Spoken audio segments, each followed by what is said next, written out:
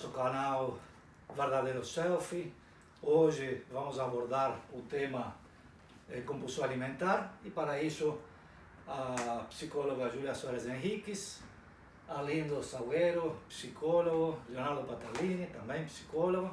Vamos estar abordando esse tema da compulsão alimentar. Mas antes vamos pedir aos nossos internautas que se inscrevam, coloquem o sininho, façam comentários, porque é importante a gente movimentar o nosso canal.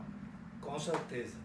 E como todos os transtornos, eles são multifacetários, né? Eles têm vários motivos, eles não acontecem isso por um motivo só.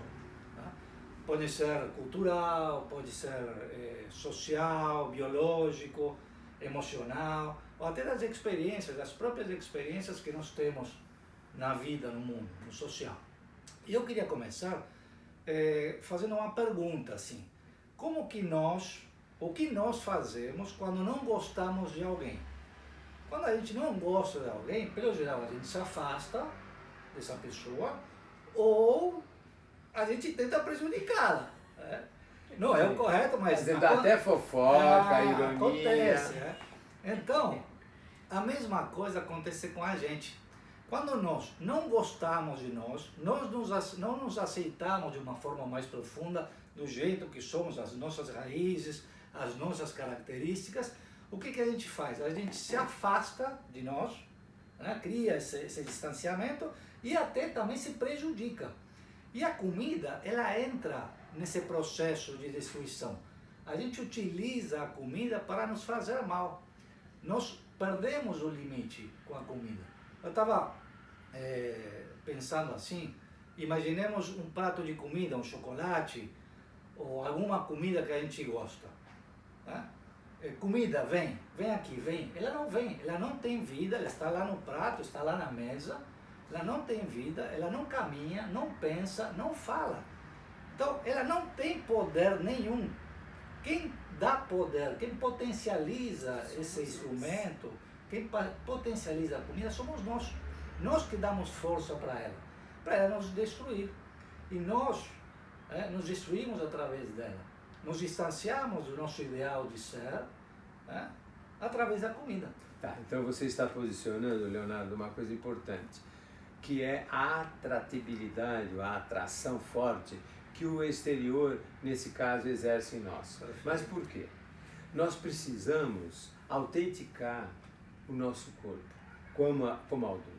Veja, a gente passa pelo processo da identidade, em que a gente configura o nosso corpo, e temos que depois autenticá-lo, porque eu sou o meu corpo. Veja, nós não distinguimos o corpo de psíquico, nós somos uma coisa só. Então, esse meu corpo, ele precisa ser autenticado. Autenticado a minha identidade psíquica também.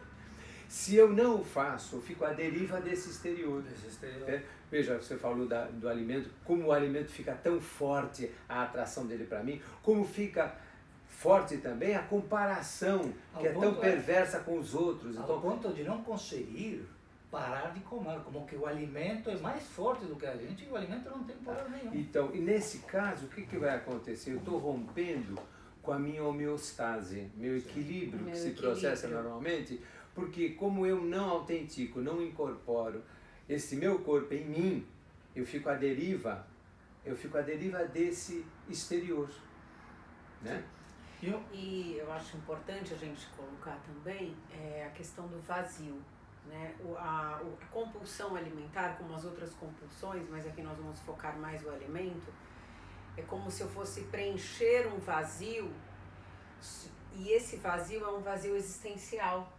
É um vazio que são as minhas dificuldades, que eu estou querendo, que eu não trabalho, que eu não consigo enfrentar, e aí eu coloco a comida para aplacar. Naquele momento ela vem com um lenitivo do meu sofrimento, das minhas dificuldades. Porém, não é isso que vai resolver o meu vazio. O meu vazio vai resolver o quê? Eu vivenciar. E a psicoterapia é uma forma, eu acredito que é a única forma, né, de eu me conhecer esse meu vazio, trabalhar esse meu vazio para não preencher com comida. Veja, a Júlia levanta esse aspecto esse vazio existencial que se estabelece aí na medida que eu não me incorporo, né? Então eu vou buscar lenitivos, né, para poder aplacar esse vazio. Na medida que eu não me aproprio do verdadeiro self. Exatamente. Né? Eu não consigo vivenciar esse verdadeiro, né? E fico no falso self, né? Vivendo as expectativas exteriores. E veja, muitas das vezes eu vou regredir. E sempre é um processo regressivo. Se a gente pensar, a criança tinha o prazer dela onde? No alimento, No na alimento. busca. Era a única coisa. Mas o adulto, na medida que evolui, ele amplia a gama de prazer. Já não fica só na oralidade, mas ele amplia. E o corpo é alguma coisa muito fundamental nessa hora. Né? O corpo e o social também, porque como eu me apresento, o social, o mundo, é meu ponto de apoio, Sim, ponto corpo, de realização. O corpo é o reflexo, o meu corpo é o reflexo com o social. Sem o mundo, eu não existo. Então, eu existo no mundo. A Eu partir tenho de um mundo, né? Sim. Então, isso é importante a gente considerar, que o alimento, ele age como uma forma de nos punir.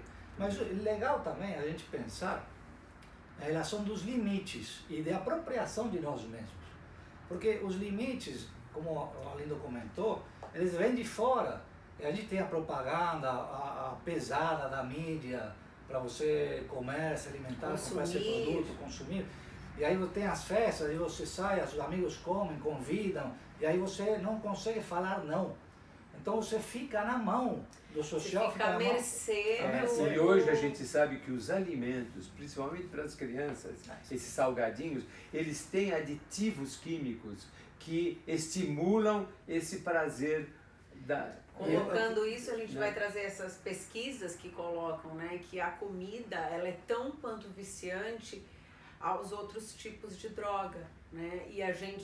Só que ela é permitida na nossa sociedade. Eu queria levantar o aspecto de apropriação desse verdadeiro self, de me colocar limites, de eu decidir, porque nós temos que nos conhecer, nós temos que identificar, amadurecer, porque é uma questão de maturidade, e saber até que ponto, com um alimento, com qualquer alimento, porque não é que você não pode comer um chocolate, não pode comer alguma coisa, pode, mas tem que ter um limite. E esse limite tem que ser descoberto pela própria pessoa. Até que ponto eu estou me fazendo um gosto e a partir de que momento eu estou me fazendo um prejuízo, estou me dando um desgosto. Né? E a frustração, nós somos ensinados a lidar com a frustração e em função disso a gente não sabe dizer não. Imagina, não sabe dizer não para o outro. Imagina dizer não para você, quando você quer e você pode, mas não deve. Sim, Leonardo, e veja que o amadurecimento passa por esse processo, quando eu consigo dizer não para determinadas coisas e sim para outras, porque eu tenho que me apropriar da minha vontade. A minha vontade não tem que ficar à deriva dessa mídia que está aí. E me integrar. integrar. É legal que na parte dos alimentos, quando a pessoa tem essa compulsão, ela vai engordando e é como uma sensação de expansão, de explosão. De desintegração. Ela se afasta dela mesma. Ela vai desintegrando. E a integração, quando você se apropria do verdadeiro self, você vai se integrando. Mas não igual ao outro, sim você vai ficando igual a você. Que é a identidade, o idem, que vem de idem, idêntico. Igual a si mesmo. Igual a si mesmo. Não, e eu acho que é importante a gente assinalar que esse emagrecer ou engordar faz parte desse desequilíbrio da gente. Né? Em que a gente fica à deriva ao nosso homeostase. Essa imaturidade e da incapacidade de lidar com a frustração. E a imaturidade de não saber dizer não para coisas que me prejudicam e dizer sim para coisas que são saudáveis para mim. E de me manter íntegro. Sim. Quando eu consigo falar não, olha, até aqui eu estou me fazendo bem, estou me dando um benefício. A partir desse momento eu estou me maltratando. Agora, é importante a gente assinalar também o seguinte, que este emagrecer ou engordar, às vezes está relacionado com a negação de algo em nós. Por exemplo, eu tenho uma fragilidade que todos nós temos, nós somos frágeis e somos fortes. Quando eu nego a minha fragilidade, ou me sinto atacado pelo exterior, eu posso ter uma couraça de gordura, né? Então eu preciso ter corpo para poder me confrontar com o exterior. E não trabalhar esta minha esse meu conflito É um interno. tema bem amplo, porque a Lino está levantando uma questão bem interessante da gente utilizar essa gordura, esse espaço como uma forma de proteção. E às vezes para não ser desejado, a moral entra muito, acredito, é um tema muito amplo. Sim, exatamente. De você não querer ser cobiçada, porque senão você pode correr o risco de cair em uma tentação, uma coisa desse tipo. Sim. Então você vai ficando, até nos casamentos, parece que o pessoal vai tendo corpo e vai se mantendo até que casa. Depois que casa, perde a linha. E uma questão importante é que a pessoa, quando ela não se apropria dela e ela cria parâmetros muito longe do que ela é, das origens dela, quando ela nega as origens dela, então, por exemplo, ela cria um parâmetro de uma pessoa da revista Boa Forma. Tá longe dela, não, assim, por mais que ela faça exercício, por mais que ela se alimente bem, ela acaba se frustrando e nessa frustração ela acaba desistindo dela e aí ela pode desencadear um episódio de compulsão alimentar. Por quê? Porque ela está negando a essência dela, a origem dela. E uma característica das pessoas que têm compulsão alimentar é o tudo ou nada. Ela começa uma dieta, aí ela tem um deslize, um lapsus, e esse lapsus é tomado como um fracasso total. E aí fala, não, já que não consegui, em função do perfeccionismo. Como que você não se permite um lapsus. A gente, uma pessoa que está apropriada, ela vai ter um lapsus e vai falar, tudo bem, posso comer chocolate, não tem problema nenhum. O que não posso comer é a caixa inteira. No chocolate tudo bem, só me conter e pronto. Mas esse chocolate, essa comidinha a mais, esse deslize é tomado como um fracasso total. É como tudo ou nada. Não consegue ter não consegue manter essa homeostase, não consegue manter essa elasticidade. E é dessa forma que se relaciona com o mundo. A gente estava comentando da forma como que os transtornos nos colocam no mundo. E essa falta de limites, esse fracasso quando acontece uma pequena coisa, de ela não ser benevolente com ela, acaba fazendo com que ela se perca novamente na comida. Você estava mencionando a questão da mulher, né? Eu acho que a Júlia poderia nos falar por que a mulher, né, ela, enquanto ela não tem filhos, ela se mantém elegante. A mulher e o homem, né? Também, o homem enquanto também, não casa. Mas também depois, as porcentagens, porque o Brasil a maioria... O Brasil é um dos países que está seguindo o modelo norte-americano, né, da população obesa.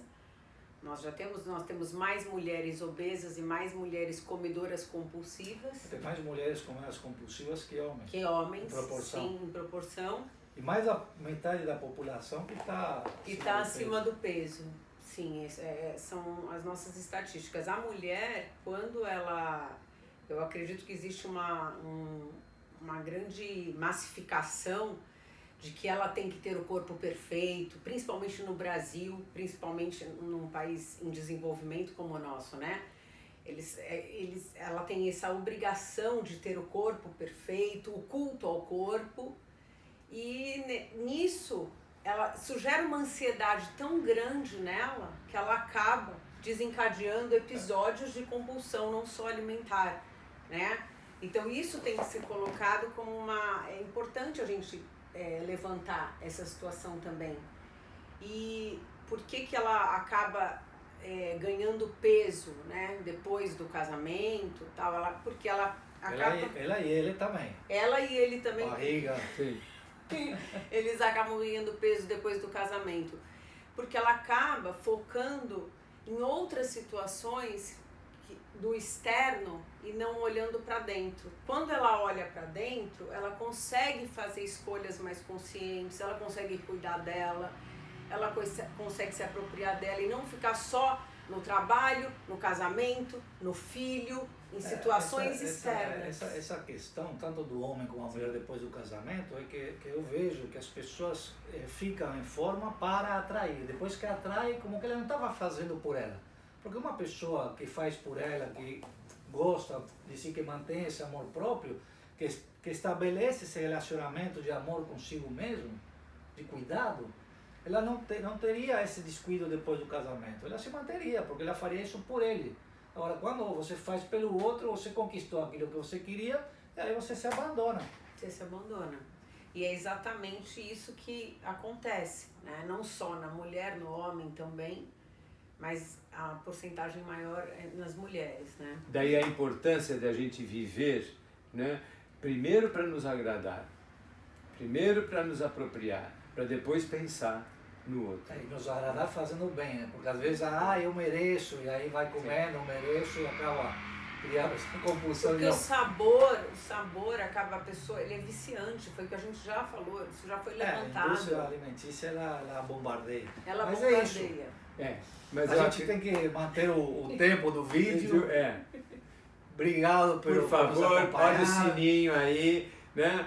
Comentem, Divulguem o nosso canal. Isso. e vamos partir para outras conclusões. A próxima compulsão vai ser em relação a drogas. Vamos lá. Obrigado, Até a próxima, grande então, abraço. gente. Tchau, tchau. Vamos lá. Tchau.